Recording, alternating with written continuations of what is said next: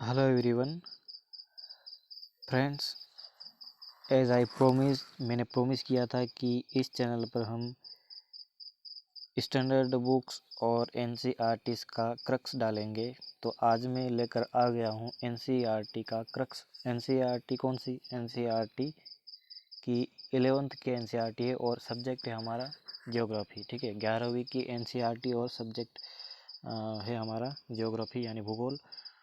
तो उससे संबंधित प्रश्न है, एमसीक्यू बेस्ड है। ठीक है, तो मैंने वहीं से लिया हुआ है पूरा। तो आप लोग देखिए और अपना फीडबैक दीजिए कि कैसा बना हुआ है।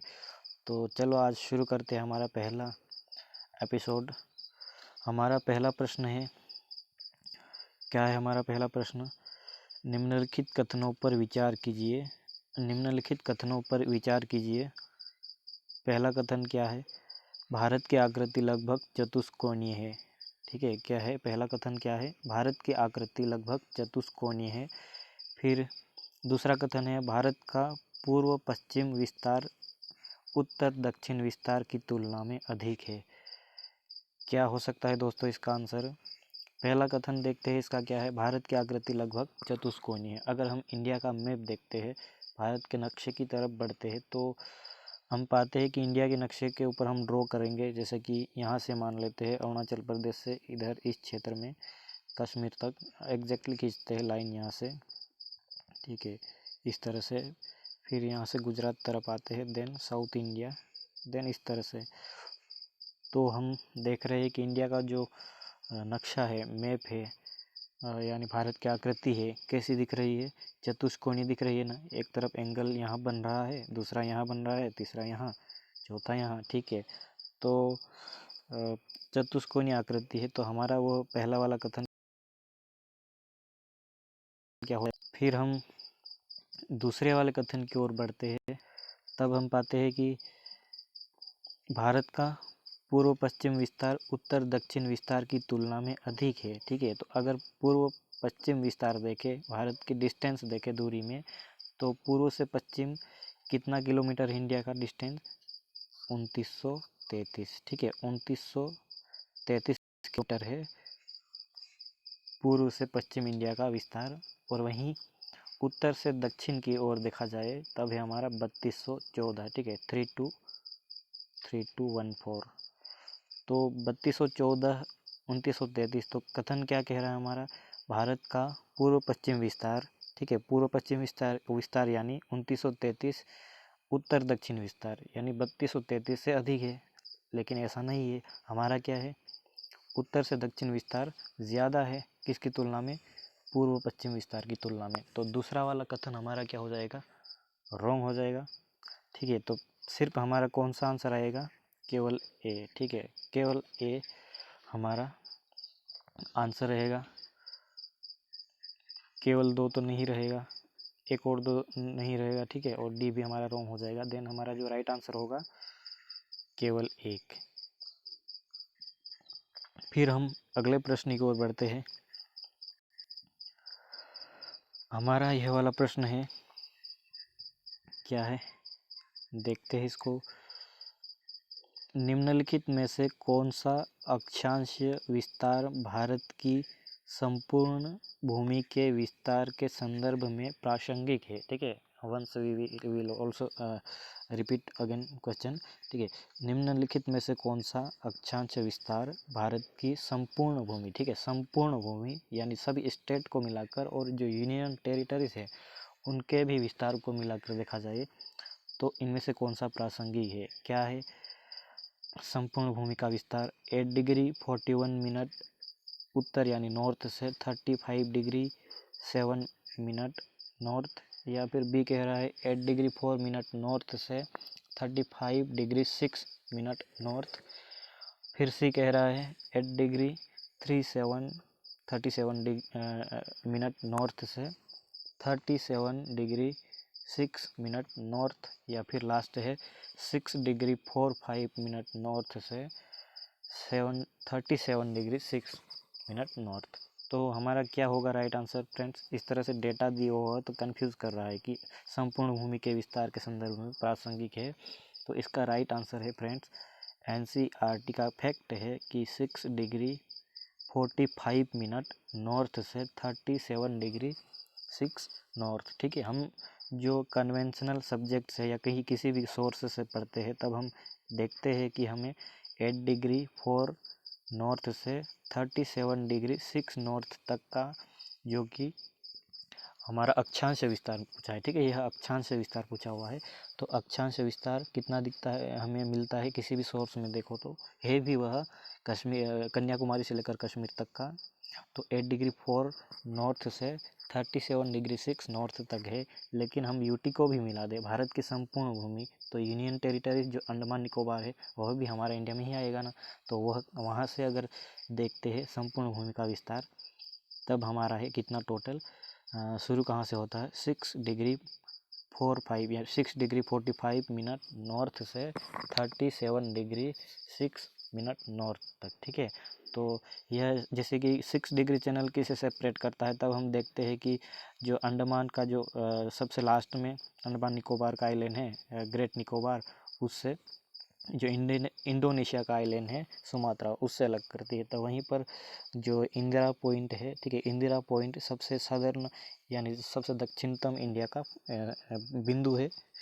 तो वहाँ पर से हम यहाँ लेंगे कि संपूर्ण भारत की भूमि के विस्तार को देखते हैं, तब हम यहाँ से लेते हैं। ठीक है, 6 डिग्री 45 नॉर्थ से 37 डिग्री 6 नॉर्थ तक। ठीक है फ्रेंड्स, तो यह रहेगा हमारा आंसर। फिर हम अगले प्रश्न की ओर बढ़ेंगे। हमारा यह वाला प्रश्न क्या है, निम्नलिखित में से किस देश की भारत के साथ सबसे लंबी स्थलीय सीमा है। ठीक है, निम्न में से किस देश की भारत के साथ सबसे लंबी स्थलीय सीमा है। ऑप्शंस क्या है, वह ऑप्शंस बांग्लादेश, पाकिस्तान के साथ, चाइना के साथ या फिर म्यांमार के साथ। ठीक है फ्रेंड्स, तो ये इजी है प्रश्न। और कौन से कंट्री के साथ इंडिया की सबसे लॉन्गेस्ट बाउंड्री, तो है बांग्लादेश। ठीक है, बांग्लादेश के साथ हम सबसे लंबी बाउंड्री शेयर करते हैं। और कितनी है किलोमीटर्स में देखा जाए तो 4096। ठीक है, 4096 है इंडिया और चाइना के बीच जो इंडिया और बांग्लादेश के बीच जो बाउंड्री है सबसे लंबी है, और कितनी है 4096। और पाकिस्तान, चाइना और म्यांमार के आप लोग देख सकते हैं, देखिए आप नेट वगैरह पे या किसी और सोर्स से। हम दूसरे प्रश्न लाएंगे उसमें बताएंगे। ठीक है, तब तक आप लोग भी देख लीजिएगा, अपनी तरफ से भी एफर्ट लगा कर देख सकते हैं। ठीक है, तो यहाँ था हमारा बांग्लादेश। फिर हम अगले प्रश्न की ओर बढ़ते हैं। और क्या है हमारा यह वाला प्रश्न, निम्नलिखित में से कौन सा देश क्षेत्रफल में भारत से बड़ा है। ठीक है, क्षेत्रफल में भारत से बड़ा कंट्री कौन सा है इन दिए हुए ऑप्शंस में से। पहला ऑप्शन क्या है, चाइना। दूसरा क्या है, फ्रांस। तीसरा क्या है, मिस्र। चौथा है ईरान। ठीक है, तो इनमें से कौन सा ऑप्शन राइट होगा फ्रेंड्स। अगर हम कंट्रीज़ की बात करें एरिया वाइज, सबसे लार्जेस्ट कंट्री सबसे पहले रशिया। ठीक है, Russia, then Canada, then US.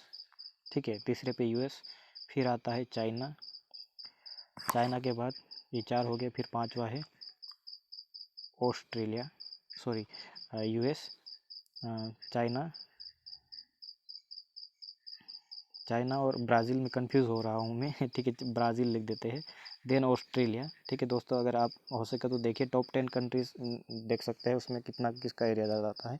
India का 7 नंबर पर है। ठीक है, तो हमें इसमें तो हमें दे नहीं रखा है, फ्रांस, मिस्र, ईरान है, सिर्फ चाइना का नाम है, तो वो ऐसे ही बन जाएगा। बट हम पूरे देखते हैं तब हम फिर इंडिया आता है 7 नंबर पर। ठीक है, 1 2 3 4 5 6 7, इंडिया का 7 नंबर पर है। 7th लार्जेस्ट कंट्री है वर्ल्ड में। तो पहला रशिया और कनाडा, दूसरा तो है ही यूएसए भी, तीसरा ही है। बट चाइना और ब्राज़ील में मैं भी कंफ्यूज हो रहा हूँ। ठीक है, तो आप देख सकते हो। और इसका जो आंसर राइट होगा चाइना। ठीक है, इंडिया से जो बड़ा है कंट्री कौन सा है, चाइना। इनमें से फ्रांस, मिस्र और ईरान तो काफ़ी छोटे हैं कंट्रीज। ठीक है, इंडिया के कोई से स्टेट के बराबर भी है ये वाले इस कंट्रीज। तो चाइना आएगा इंडिया से बड़ा। फिर हम अगले प्रश्न की ओर देखते हैं, निम्नलिखित याम्योत्तर में से कौन सा भारत का मानक याम्योत्तर है। ठीक है, स्टैंडर्ड मेरिडियन जो इंडिया का डिटरमाइन किया गया है। ठीक है, तो कौन सा है इसमें से 69 degree 30 minute east, 75 degree 30 minute east, 82 degree 30 minute east या फिर 90 डिग्री 30 मिनट ईस्ट। तो इसे ये तो सब जानते ही फ्रेंड, 82 डिग्री 30 मिनट ईस्ट है इंडिया का मानक यामी उत्तर। ठीक है, तो मानक यामी उत्तर को अगर देखा जाए तो 5 स्टेट से होकर जाती है। ठीक है, 5 स्टेट से होकर इसको क्रॉस करती है यानी पास करती है। तो क्या कौन कौन से है स्टेट? यूपी, देन है एमपी, देन छत्तीसगढ़, ठीक है सीजी, देन उड़ीसा, देन है आंध्र प्रदेश। ठीक है, एपी लिख देते हैं। इस तरह से 5 स्टेट्स है। कौन कौन से? उत्तर प्रदेश, मध्य प्रदेश, छत्तीसगढ़, ओडिशा और आंध्र प्रदेश को। तो 5 स्टेट को मानक यामी उत्तर यानी स्टैंडर्ड मेरिडियन काटता है, यानी उससे होकर पास होता है। और लाइन ऑफ कैंसर जो कर्क रेखा है वह कितने हैं? 8 स्टेट से। ठीक है, 8 स्टेट को काटती है वह। तो उन स्टेट के बारे में हम अगर कर्क रेखा का प्रश्न आता है तब देख लेंगे। और यहाँ अगर इस संदर्भ में देखें, इस प्रश्न के संदर्भ में, तब हमारा राइट आंसर है मानक यामी उत्तर है, जो कि टाइम को डिटरमाइन करने के लिए, समय को निर्धारित करने के लिए फिक्स किया गया है 82 डिग्री 30 मिनट। ठीक है, 82.5 ईस्ट। ठीक है, ईस्ट यानी पूर्वी देशांतर। फिर हम अगले प्रश्न की ओर बढ़ते हैं। क्या है हमारा अगला प्रश्न? है लॉजिकल क्वेश्चन है। अगर आप एक सीधी रेखा में राजस्थान से नागालैंड की यात्रा करें तो निम्नलिखित नदियों में से किस एक को आप पार नहीं करेंगे? ठीक है, once we repeat this question, और रिपीट कर लेते हैं इस क्वेश्चन को। अगर आप एक सीधी रेखा में, ठीक है, इस तरह सीधी रेखा में राजस्थान से नागालैंड की ओर, ठीक है, राजस्थान से नागालैंड की ओर जाना यानी हमें वेस्ट की ओर से ईस्ट की ओर जाना है, तो निम्न नदियों में से किस एक को आप पार नहीं करेंगे? ऑप्शन क्या है? यमुना को, सिंधु को नहीं करेंगे, ब्रह्मपुत्र को नहीं करेंगे, गंगा को नहीं करेंगे। तो ऑप्शन क्या होगा राइट फ्रेंड्स? यमुना। यमुना राजस्थान से अगर हम यमुना ये राजस्थान की ओर ईस्ट की ओर जाएंगे राजस्थान से, तो यमुना यूपी से होकर बहती है। ठीक है, तो यह हमें तो ज्ञात है ही कि यमुना को पार करना ही पड़ेगा। फिर सिंधु नदी वेस्ट में चली जाती है। ठीक है, मानसरोवर से निकलकर लद्दाख से होकर फिर पाकिस्तान में चली जाती है, अरब सागर में चली जाती है। तो राजस्थान में इसकी एंट्री तो होती नहीं है, तो सिंधु ऑप्शन आएगा। ठीक है, और ब्रह्मपुत्र असम से होकर हमें जाना पड़ेगा, असम से होकर आती है, तो नागालैंड में जाने के लिए ब्रह्मपुत्र को भी पार करना पड़ेगा।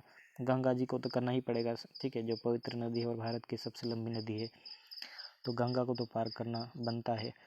तो हमारा राइट आंसर हो जाएगा सिंधु रिवर को। ठीक है, जो कि वेस्ट में आ जाती है और इंडिया में तो एक ही स्टेट में होकर जाती है, लद्दाख जो यूनियन टेरिटरी है करंट में, तो वहाँ से होकर ही जाती है, तो किसी स्टेट में नहीं जाती है। बाकी यमुना को पार करना होगा अगर आप राजस्थान से नागालैंड की ओर पैदल जाते हैं या फिर किसी भी सोर्स से जाते हैं। ठीक है, फिर ब्रह्मपुत्र, फिर गंगा को भी पार करना पड़ेगा। ठीक है, तो सिंधु रिवर है जिसे हम पार नहीं करेंगे।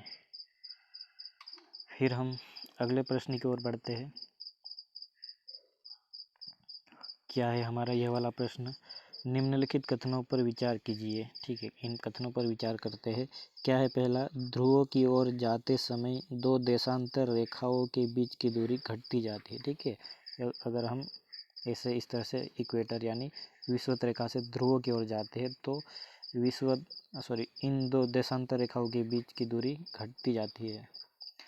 देन दूसरा क्या है? दो अक्षांश रेखाओं के बीच की दूरी हर जगह एक सी नहीं रहती है। ठीक है फ्रेंड्स, क्या है पहला कथन क्या कह रहा है कि अगर हम ध्रुवों की ओर जाते हैं तो जो देशांतर रेखाएं इस तरह से खींची गई है तो इनके बीच की जो दूरी है घटती जाती है। तो देख लेते हैं यह क्या है? हमारा विषुवत रेखा इक्वेटर है।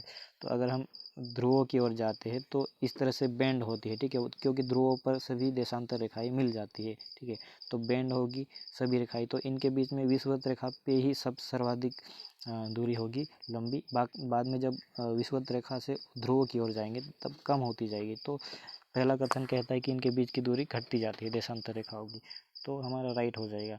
फिर दूसरा कथन क्या कहता है? दो अक्षांश रेखाओं के बीच की दूरी हर जगह एक सी नहीं रहती है।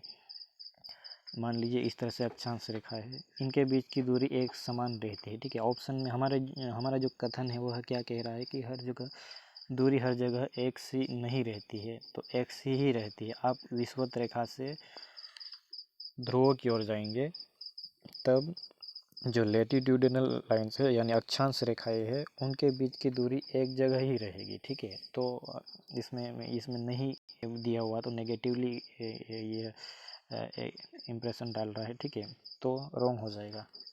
और तो फिर हमारा आंसर क्या हो जाएगा, केवल एक, केवल दो, एक और दो, दोनों या फिर दोनों ही नहीं, ना तो एक और नहीं दो। तो इसका हमने दूसरा वाला कथन है रॉन्ग था दूसरा वाला, तो फिर हमारा राइट आंसर है केवल एक, इसका राइट आंसर होगा फ्रेंड्स, ठीक है।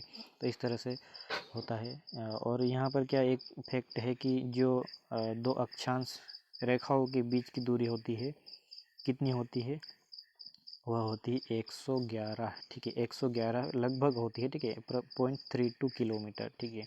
तो जो दो देशांतर एक जैसे डिग्री 0 से 90 तक डिवाइड किया गया है, 90 डिग्री तक, तो अगर हम 1 डिग्री जाएंगे, 2 डिग्री जाएंगे, 3 डिग्री जाएंगे, तो 0 से 1 लेकर 1 से 2 लेकर जिन जो लेटिट्यूडिनल लाइन है, देशांतर रेखा है, सॉरी अक्षांश रेखा है, तो उनके बीच की दूरी कितनी होती है 111.32 लगभग इतनी होती है, ठीक है। इसी तरह का फैक्ट है, 111 भी बोल सकते हैं बट होता है 111.32।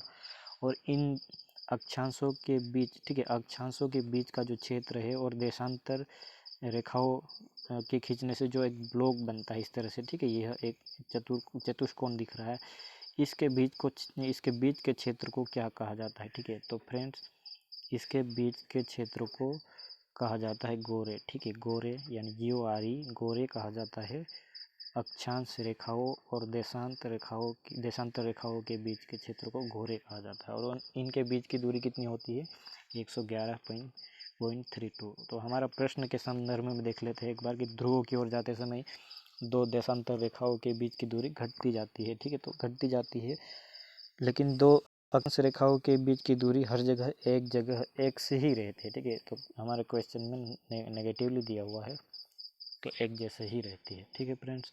तो इस क्वेश्चन से रिलेटेड हमारा यह था। फिर हम अगले प्रश्न की ओर बढ़ेंगे। अगला प्रश्न है अक्षांश रेखाओं के मान के अनुसार, ठीक है, अक्षांश रेखाओं के मान के अनुसार क्या है हमारे पास कथन, भारत का दक्षिणी हिस्सा उपोष्ण शीतोष्ण कटिबंध में है, ठीक है, भारत का जो दक्षिणी हिस्सा है उपोष्ण या फिर शीतोष्ण कटिबंध में है। बी क्या कह रहा है, भारत का उत्तरी हिस्सा उष्ण कटिबंध में है, ठीक है। तो इसमें कौन सा कथन सही है, एक, दो या फिर एक या दो, एक और दो या फिर न तो एक और नहीं दो। तो पहला वाला क्या कह रहा है कि भारत का दक्षिणी हिस्सा, इंडिया का मैप इस तरह से देखते हैं, इस तरह से ऐसे ही नॉर्मली बनाकर देख लेते हैं। तो जो इंडिया का यहाँ से अगर डिवाइड करते हैं इंडिया को, तो जो दक्षिणी हिस्सा है कहाँ पर बता रहा है, उपोष्ण कटिबंध, उपोष्ण या फिर शीतोष्ण, दोनों टेम्परेट कहा जाता है इंग्लिश में, उपोष्ण या फिर शीतोष्ण। और उत्तरी हिस्सा है यहाँ से मैं जो इंडिकेट कर रहा हूँ वो कौन सा बता रहा है, उष्ण कटिबंध में। तो फ्रेंड्स जो इक्वेटर है, ठीक है, इक्वेटर 0 से जो 23.5 है यहाँ तक का जो क्षेत्र है तापमान के वितरण के अनुसार, ठीक है, सूर्य का प्रकाश कितना पहुंचता है उस तरीके से कितने बेल्ट में बांटा गया है। यहाँ से 0 डिग्री से 23.5 ध्रुव की ओर जाने पर यहाँ पर कौन सा क्षेत्र आ जाता है, उष्ण कटिबंध, ठीक है, उष्ण कटिबंध। देन 23.5 से लेकर 66.5 तक का कौन सा क्षेत्र आ जाएगा, वह आ जाएगा उपोष्ण या फिर शीतोष्ण कटिबंध में, ठीक है। फिर 66.5, ठीक है, जो 66 और आधा उसका 66.5 से लेकर फिर आर्कटिक तक, ठीक है, आर्कटिक वर्त आएगा वहाँ ध्रुव के पास में, वहाँ तक का कौन सा आ जाएगा, शीत कटिबंध, ठीक है, शीत कटिबंध कोल्ड जोन आ जाता है। तो इस तरह से बांटा गया है। तो हम वहाँ इतना ज़्यादा डीपली नहीं जाते, हम यहाँ विषुवत रेखा से ही देख लेते कि यहाँ पर अगर हम 0 डिग्री विषुवत रेखा से 23.5 तक जाएंगे तो हमारे पास कौन सा आएगा, उष्ण कटिबंध, ठीक है, यह वाला उष्ण कटिबंध वाला हिस्सा है।